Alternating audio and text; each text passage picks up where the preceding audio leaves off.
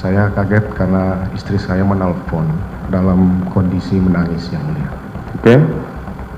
Istri saya menyampaikan, Pak Yosua berlaku kurang ajar kepada saya. Dia masuk ke kamar. Hajar, Cat. Kamu hajar, Cat. Kemudian ditembaklah Yosua sambil maju sampai roboh yang mulia. Itu kejadian cepat sekali. Tidak sampai sekian detik.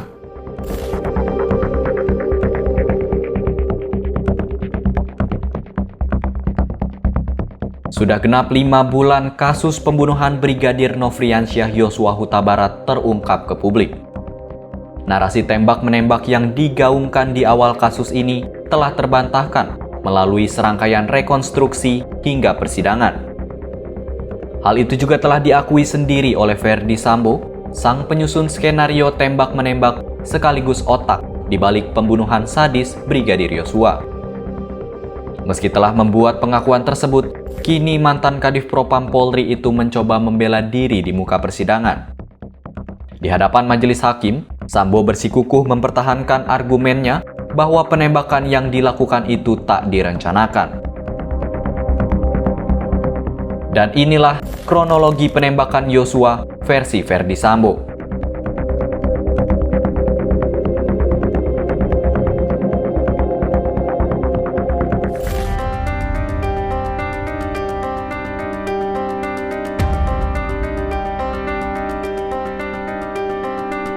Amarah Sambo yang menjadi cikal bakal pembunuhan Brigadir Yosua bermula dari peristiwa di Magelang, Jawa Tengah. Tepatnya pada 6 Juli 2022, Sambo dan istrinya Putri Chandrawati memang sudah memiliki rencana untuk berkunjung ke Magelang. Selain untuk mengantar anak mereka di SMA Taruman Nusantara, Sambo memang berencana mengadakan pesta kejutan perayaan hari jadi pernikahan dengan sang istri. Tak hanya mereka saja, kedatangan Sambo dan Putri di Magelang juga didampingi para ajudannya, termasuk Brigadir Yosua. Singkat cerita, tepatnya pada 7 Juli 2022 dini hari, mereka kemudian menggelar pesta perayaan hari jadi pernikahan di rumah Magelang. Menurut Sambo, pesta tersebut berlangsung penuh rasa kekeluargaan. Semua ART dan ajudan yang hadir termasuk Yosua mendapat suapan kue dan tumpeng dari Sambo dan Putri. Pukul 7.00, kue kemudian diantar masuk oleh Yosua dan Daden. Kemudian kami merayakan ulang tahun pernikahan ke-22, potong tumpeng, tiup lilin, kemudian seperti kebiasaan kami bahwa kami menganggap seluruh ajudan anggota yang ikut kami dan ART, kami biasanya menyuapin mereka secara bergantian. Saya nyuapin nasi tumpeng, istri saya menyuapkan kue. Oke, coba ceritakan tanggal 7 peristiwanya setelah saudara kan menyuapi semua anggota yang ada di situ. Ya. Waktu itu yang ada di Magelang siapa saja? Yang ada di Magelang itu saudara Eliezer, saudara Ricky, Kuat, Daden, kemudian Susi, serta kawan saya itu. Tapi setelah acara potong tumpeng itu dia kembali ke Purbalingga. Dia kembali ke Purbalingga, oke.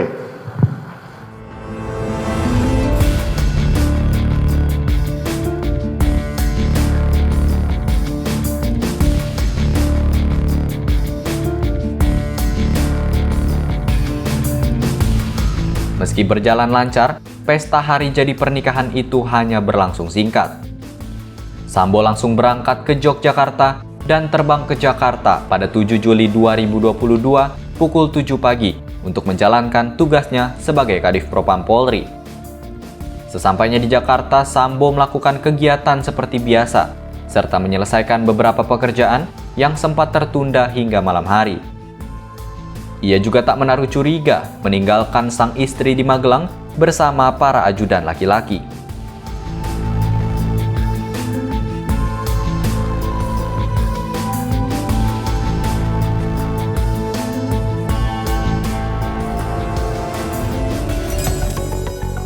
Namun sikap tenang Sambo pada akhirnya berubah menjadi amarah. Tepatnya pada 7 Juli 2022 pukul 23 waktu Indonesia Barat, Sambo yang kala itu akan beristirahat dibuat kaget oleh Putri yang menelpon dirinya dalam kondisi menangis. Pada momen itulah, Sambo pertama kali mendapat laporan bahwa sang istri telah dilecehkan Brigadir Yosua. Jam 23 saya ditelepon oleh istri saya. Jam 23. 23 tanggal 7 itu. Saya kaget karena istri saya menelpon dalam kondisi menangis yang mulia. Oke. Istri saya menyampaikan, Pak Yosua berlaku kurang ajar kepada saya. Dia masuk ke kamar. Saya sampaikan, loh kurang ajar gimana, Pak? Kok berani dia? Sudah, saya akan pulang besok. Kurang ajar gimana? Saya jemput kamu ke Magelang. Jangan, Pak. Semuanya saya khawatir nanti terjadi apa-apa di sana. Udah, saya kalau gitu saya minta untuk Polres untuk datang amanin kamu. Sudah, Pak, saya takut nanti terjadi apa-apa, ada ancaman dari Yosua. Sehingga saya sampaikan, saya tetap ngotot untuk bisa membantu istri saya karena saya tahu dalam kondisi menangis tidak pernah seperti itu yang mulia. Tidak pernah seperti itu maksudnya? Boleh diceritakan? Tidak pernah menelpon saya dalam kondisi menangis seperti itu yang mulia. Tidak pernah menelpon saudara dalam kondisi menangis? Iya, selama pernikahan saya 22 tahun yang mulia. Terus? Nah, kemudian saya sampaikan saya harus ke sana. Istri saya menyampaikan sudah, ini semua sudah tenang. Terdakwa Kuat dan Ricky juga sudah tidur di depan tangga, kata istri saya.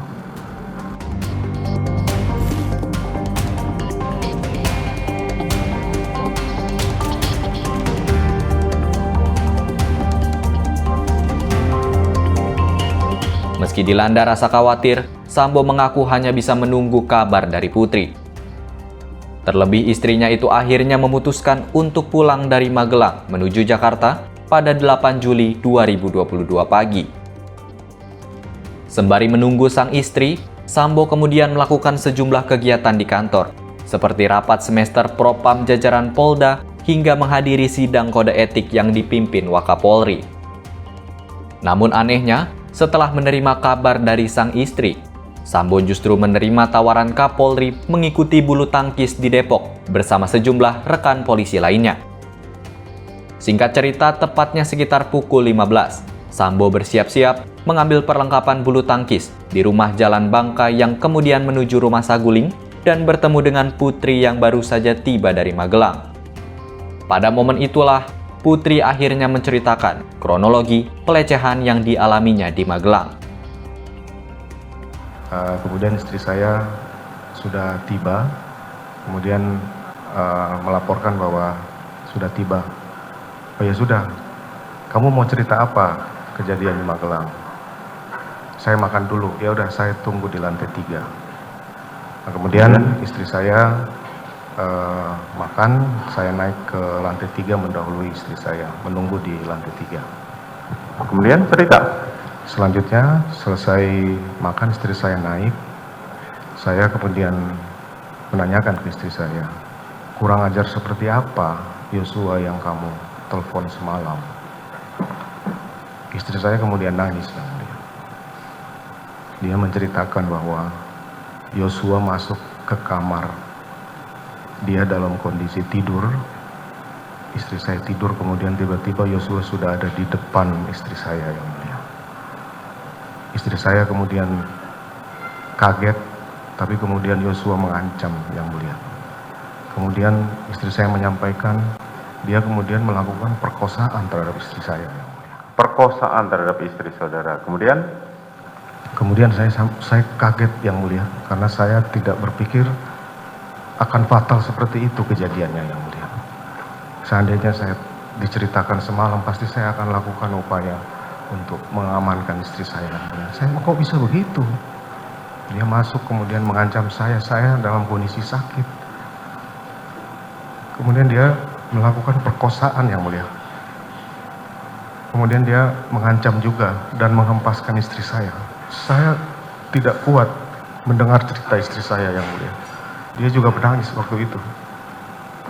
Saya emosi sekali yang mulia. Saya tidak bisa berpikir bahwa ini akan terjadi pada istri saya yang mulia. Saya tidak bisa berkata-kata apa mendengar penjelasan istri saya itu. Dia terus menangis kemudian menyampaikan bahwa dia juga kaget kenapa bisa Yosua berani seperti itu kepada istri saya yang mulia. Terus gimana ini? Saya sudah manggil Yosua di sana dan kita akan selesaikan menyampaikan karena malu apabila ini diketahui oleh orang lain dan juga kasihan terhadap saya yang mulia. Ini merupakan pukulan yang berat buat saya, seorang pejabat Polri yang istrinya diperlakukan seperti itu yang mulia. Selanjutnya saya menyampaikan, ajudan pada tahu tidak? Saya tidak menyampaikan ke ajudan.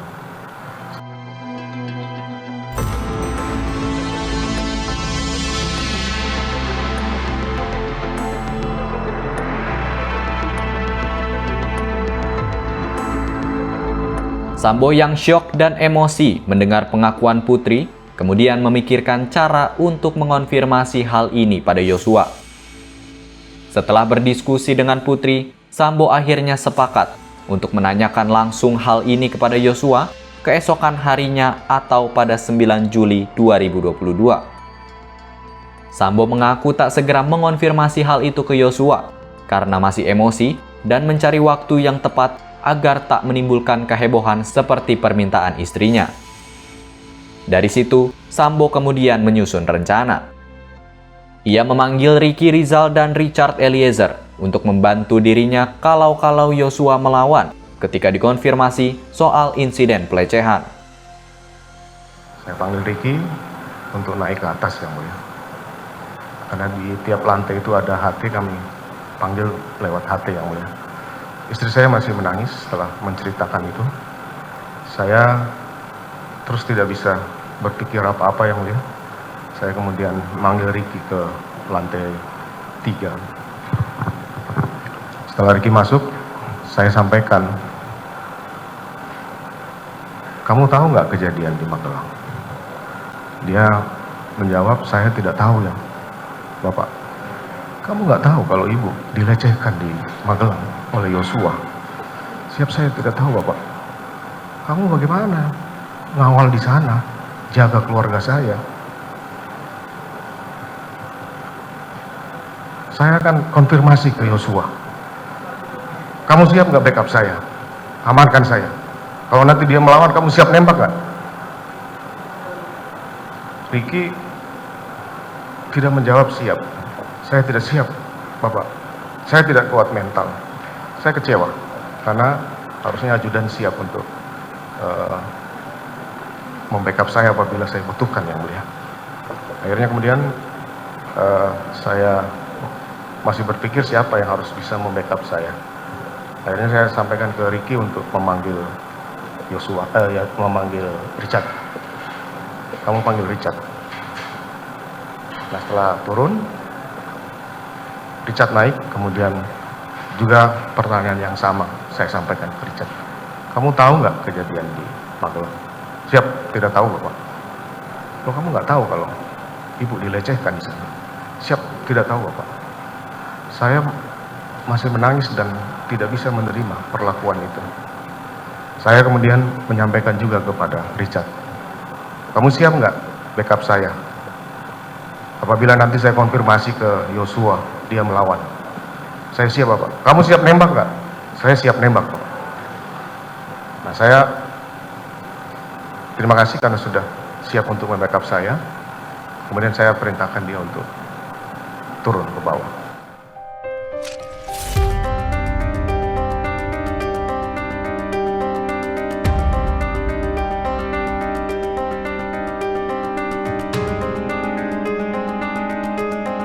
Namun rencana itu hanyalah rencana.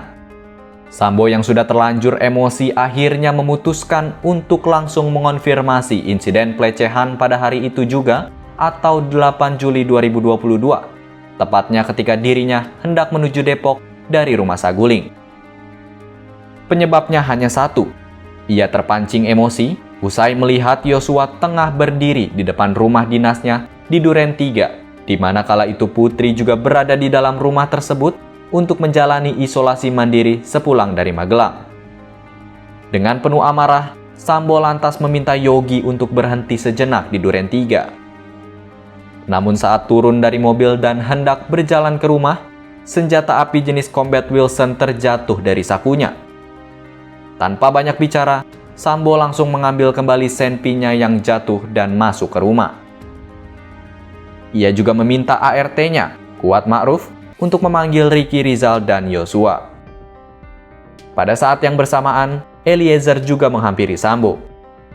Dan pada momen inilah eksekusi Brigadir Yosua akhirnya terjadi. Begitu masuk, saya sudah emosi waktu itu karena mengingat perlakuan Yosua kepada istri saya. Saya kemudian berhadapan dengan Yosua. Saya sampaikan ke Yosua, kenapa kamu tega sama ibu? Jawaban Yosua tidak seperti yang saya harapkan. Dia malah menanya balik, ada apa komandan? Seperti menantang. Saya kemudian lupa, saya tidak bisa mengingat lagi. Saya bilang, kamu kurang ajar. Saya perintahkan Richard untuk hajar, Cat. Bagaimana cara saudara memerintahkan Richard? Hajar, Cat. Kamu hajar, Cat. Kemudian ditembaklah Yosua sambil maju sampai roboh yang mulia. Itu kejadian cepat sekali. Tidak sampai sekian detik karena cepat sekali penembakan itu. Kemudian Saya kaget, kemudian saya sampaikan, stop, berhenti. Begitu melihat Joshua jatuh, kemudian sudah ada berlumuran darah, saya jadi panik yang mulia. Saya tidak tahu bagaimana harus menyelesaikan penembakan ini yang mulia. terus Kemudian saya berpikir dengan pengalaman saya yang paling memungkinkan bahwa peristiwa penembakan ini ada tembak-menembak yang mulia. Akhirnya kemudian saya melihat ada senjata Yosua di pinggang, saya kemudian mengambil dan mengarahkan tembakan ke dinding yang mulia. pinggang siapa? Pinggang Yosua yang mulia. Pinggang Joshua. Oke, kemudian Nah, kemudian setelah itu saya juga melihat bahwa ini harus ada bekas tembakan dari Yosua. Kemudian saya mengambillah tangan Yosua, kemudian menggenggam senjata milik Yosua dan menembakkan ke lemari sebelah atas. Kemudian setelah itu saya melap senjata Yosua dengan masker, saya letakkan di samping Yosua yang mulia.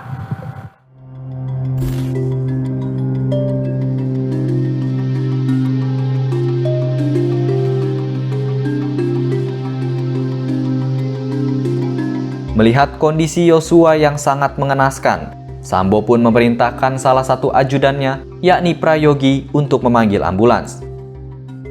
Kala itu ia berpikir bahwa Yosua masih bisa diselamatkan jika langsung dibawa ke rumah sakit. Namun sayang, usai diperiksa petugas ambulans, Yosua dinyatakan meninggal dunia di tempat. Melihat kondisi itu, Sambo kemudian menuju ke kamar Putri yang sedang duduk sambil menangis di dalam kamar. Saat itu Sambo langsung membawa Putri keluar dari kamar untuk meninggalkan TKP. Ia juga menemui Eliezer dan memintanya agar menyampaikan keterangan kepada penyidik sesuai skenario, yang tak lain peristiwa tembak-menembak. Saya kemudian masuk ke dalam, memanggil Richard untuk menyampaikan bahwa saya akan bertanggung jawab, Chad, Yang penting kamu sampaikan bahwa ini peristiwa tembak-menembak. Saya akan bela kamu karena ini peristiwa saya harus bertanggung jawab. Kemudian saya sampaikan kamu harus menceritakan bahwa ibu minta tolong. Kemudian kamu turun dari tangga dan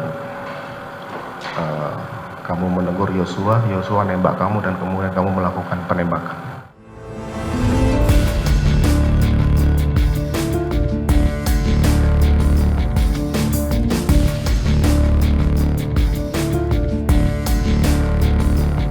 Usai mengondisikan Eliezer agar membuat pernyataan sesuai skenario, Sambo pun menghubungi Karo Provos, Karo Paminal, salah satu Kasubdit di Bareskrim Polri, hingga Kasatreskrim Polres Jakarta Selatan. Hal itu dilakukan agar petugas bisa segera melakukan pengecekan senjata, TKP, CCTV, maupun otopsi jenazah. Skenario tembak-menembak ini tentunya tak hanya Sambo sampaikan kepada Eliezer. Untuk menyamakan persepsi dengan Ricky dan Kuat yang juga berada di TKP pada saat penembakan terjadi, Sambo pun berangkat ke Biro Provos Polri. Maka yang pertama saya hubungi Karo Provos yang mulia.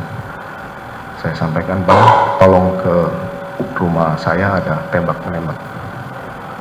Setelah itu saya hubungi Karo Paminal, Brigjen Hendra juga meminta ke TKP, dan saya juga menghubungi salah satu Kasubdit di Bareskrim untuk bisa datang ke TKP. Akhirnya kemudian saya berangkat ke Biro Propos karena saya sudah perintahkan untuk mereka bertiga dibawa ke Propos untuk dilakukan pemeriksaan. Saya menjelaskan itu di lantai 3 Biro Propos dengan memanggil 2 terdakwa ini karena di TKP saya belum bisa mengarahkan yang bersangkutan harus cerita apa yang mulia.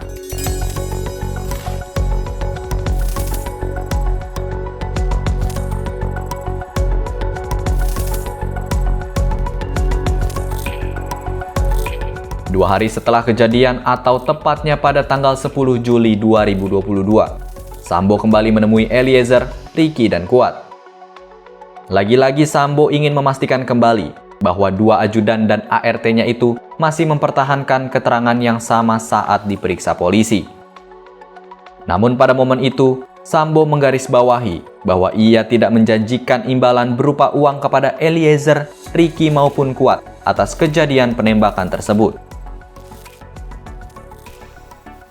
Di tanggal 10 itu saya memanggil mereka karena setiap hasil pemeriksaan itu saya pasti menanyakan, gimana jawaban kamu?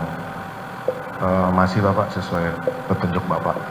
Ya sudah, kamu akan saya perhatikan keluarga kamu dan saya akan jamin karena sudah mau membantu menjalankan cerita yang saya buat itu yang mulia. Saya tidak menjanjikan uang yang mulia. Tapi saudara menjanjikan, kemarin saksi mengatakan kepada Richard berapa? Saya tidak menjanjikan uang yang mulia. Saya akan merawat dia dan keluarga.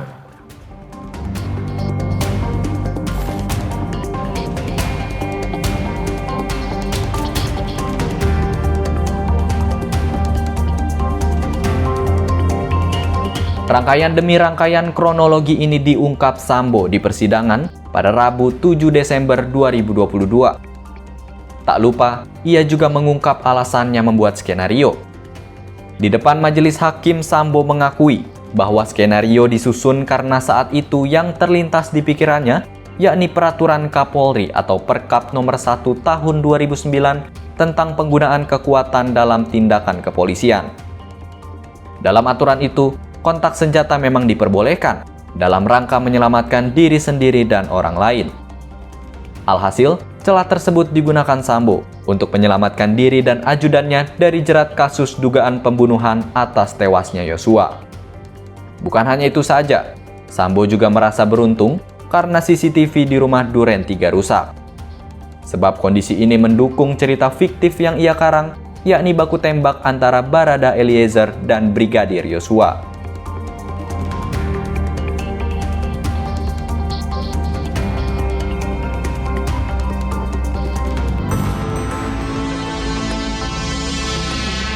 Meski Sambo telah disumpah untuk memberikan kesaksian secara jujur di persidangan, ia tetap tak akan lepas dari jerat hukum. Majelis hakimlah yang akan menilai kronologi versi Sambo berdasarkan keterangan dari para saksi lainnya hingga memutuskan vonis yang adil bagi sang jenderal.